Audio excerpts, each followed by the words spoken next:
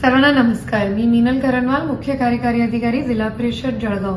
आपल्याला सर्वांना माहिती आहे की ग्रामपंचायत हा सर्व्हिसेस सेवा देण्याचं एक केंद्र आहे.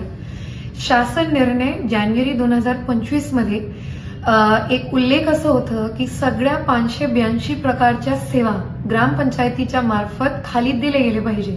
म्हणजे जातीचा दाखला असो किंवा उत्पन्नाचा दाखला हे सुद्धा ग्रामपंचायती स्तरावर जनरेट, अप्लाय, अर्ज दिला गेला पाहिजे.